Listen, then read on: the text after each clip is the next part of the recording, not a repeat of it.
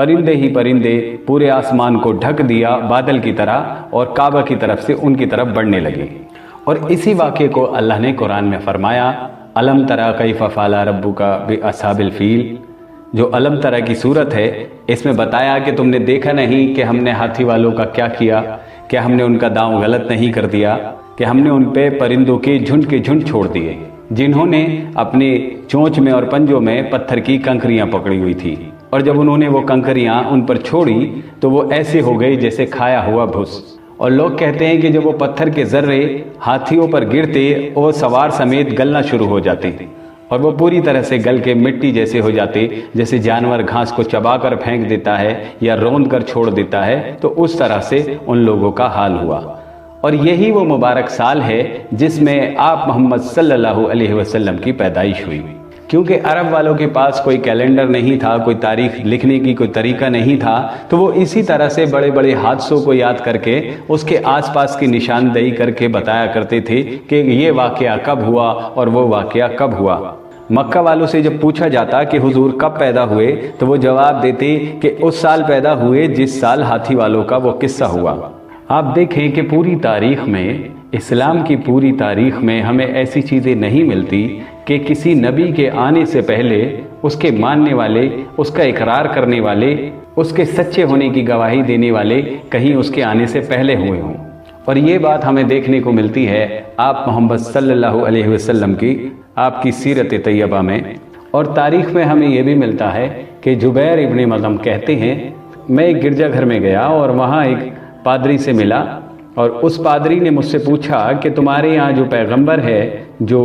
نبی آئے ہیں، کیا تم ان کو پہچان لو گے؟ کیونکہ انہوں نے بتایا تھا کہ مکہ میں ایک پیغمبر ہیں جو نبوت کا دعویٰ کرتے ہیں۔ تو اس گرجے کے جو دیکھ بھال کرنے والے تھے یا کہیں پادری تھے، انہوں نے کہا کہ ہو سکتا ہے۔ انہوں نے پھر یہ سوال پوچھا تھا کہ بھئی آپ کو میں کچھ تصویریں دکھاتا ہوں، کیا آپ ان تصویروں میں سے پہچان لو گے؟ تو وہ کہنے لگے کہ بالکل وہ ہمارے پاس کے ہیں، میں ان کو نہیں پہچانوں گا تو کون پہچانے گا؟ پادری ایک ایک خانہ کھولتا گیا اور اس میں سے تصویریں دکھاتا گیا۔ وہ کہتے ہیں کہ میں تصویریں دیکھتا گیا، جب اس نے ایک خانہ کھولا تو میں نے اس میں آپ محمد صلی اللہ علیہ وسلم کی تصویر دیکھی۔ آپ دیکھیں کہ پہلے سے راہبوں کے پاس، پادریوں کے پاس، شہنشاہوں کے پاس آپ کی نشانی تھی، آپ کی تصویریں تھی۔ اور کسی بھی شخصیت کے بارے میں اتنا بڑا اہتمام نہیں ملتا کہ جن کے بارے میں پہلے سے پیشن گوئی ہوں، یہاں تک کہ تصویریں بنائی گئی ہوں۔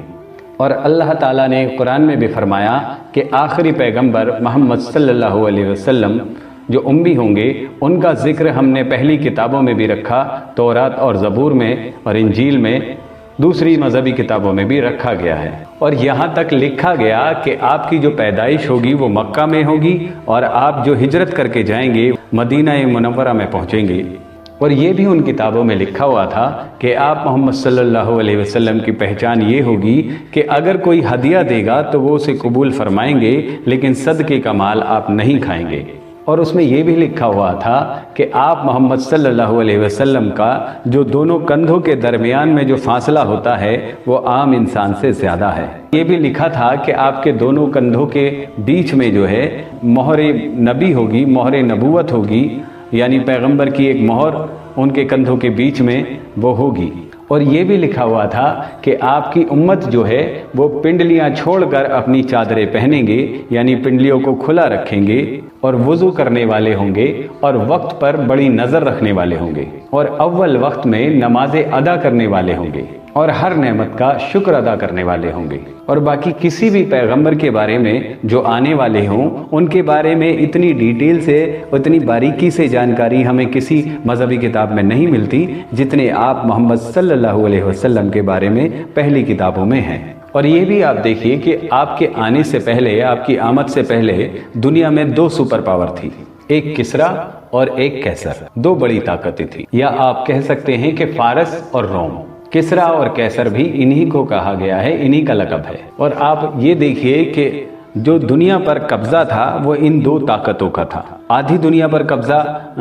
روم کا تھا اور آدھی دنیا پر قبضہ فارس کا تھا۔ اللہ کی شان دیکھیں تو مکہ اور مدینہ ان دونوں طاقتوں میں سے کسی کے بھی پاس نہیں تھی، یہ بالکل علیحدہ تھی، آزاد تھی۔ نہ ہی یہ کسرا کا یہاں کوئی زور چلتا تھا، نہ ہی کیسر کا، نہ فارس کا، نہ روم کا۔ कोई ताकत यहाँ इन दोनों में से नहीं थी और ये खित्ता जो था आज़ाद था, ये खुला था। और ज़ाहिरी तौर पर ये आपकी शान है कि आप एक ऐसी जगह पैदा हुए जहाँ न किसरा का राज था न कैसर का। और खुदा की कुदरत देखिए कि मक्का और मदीना जो है ये दुनिया के सेंटर में है। यानी अगर आप किसी हॉल में हैं और आप आवाज़ चारों तरफ पहुंचाना चाहते हैं तो आप उस हॉल के अगर सेंटर में बैठते हैं तो आवाज़ चारों तरफ बराबर जाएगी। तो दुनिया के सेंटर में मक्का मदीना है, क्योंकि अल्लाह ने इस्लाम को, दीन को पूरी दुनिया में फैलाना था। और इसी तरह आप देखिए हुजूर सल्लल्लाहु अलैहि वसल्लम के लिए अल्लाह ने ख़ानदान कैसा मुकर्रर किया। हुजूर कहते हैं कि अल्लाह ने जब सारी दुनिया पर नज़र डाली और हज़रत इस्माइल अलैहिस्सलाम को चुन लिया और उनकी कौम को चुन लिया और फिर उनके बाद उनमें से कनाना को चुन लिया, उनमें से अल्लाह ने कुरैश को चुन लिया और कुरैश में से अल्लाह ने बनु हाशिम को चुन लिया और बनु हाशिम में से अल्लाह ने मेरे घराने यानी अब्दुल मुत्तलिब को चुन लिया। और बात को अगर हम बहुत दूर तक ले जाएंगे तो फिर जो बात कहना चाहते हैं उससे हट जाएंगे, इसलिए नज़दीक आकर हम शुरू करते हैं अब्दुल मुत्तलिब से। और इनका नाम जो है अब्दुल मुत्तलिब नहीं था आपके दादा का, इनका नाम जो है शैबा था। और इनके जो वालिद थे हाशिम सैबा के, जब उनकी वफात हो गई तो शैबा माँ के पास थे। ये अपनी वालदा की तरबियत में थे और इनकी जो वालदा थी वो एक बहुत बड़े ख़ानदान से ताल्लुक़ रखती थी और उनका सिलसिलाए नसब जो था वो भी हज़रत इस्माइल अलैहिस्सलाम तक पहुँचता था। तो जब ये बच्चे थे शैबा अपनी माँ के पास थे, जब ये कुछ बड़े हुए तो इनके चचा थे मुत्तलिब, तो वो आए शैबा की माँ के पास और कहने लगे कि भाई अब बच्चा बड़ा हो गया है, अब मेहरबानी करें कि बच्चा हमारे हवाले कर दें, यानी हमारी देख रेख में छोड़ दें। और माँ जो थी वो बड़े घर से थी, बड़े ख़ानदान से थी, तो वो कहने लगी कि मुत्तलिब कि अगर तुम इसको ले जाओगे तो कैसे इसकी परवरिश करोगे, क्योंकि मैंने तो बड़े नाज से, बड़े चाव से इसको पाला है, तुम कैसे इसकी देखभाल करोगे। तो उसने कहा ये बात नहीं, हमारे सर्फ के मकाम की बात है, क्योंकि अगर हमने ये नहीं किया तो सारी ज़िंदगी कौम हमें ताना देगी कि हम अपने भतीजे की भी किफ़ालत नहीं कर सके, उसकी देखभाल नहीं कर सके, और भाई का जो बेटा था उसको भी ना संभाल सके, तो ये हमारे लिए एक बहुत बड़ा ताना हो जाएगा, ये हमारे लिए बड़ी ताने वाली बात हो जाएगी। फिर वालदा कहने लगी कि ठीक है भाई, ज़बरदस्ती तो मैं नहीं करूँगी रखने की, मैं बच्चे को इख्तियार देती हूँ, अगर चाहे तो वो मेरे साथ रहे, चाहे तो तुम्हारे साथ चला जाए।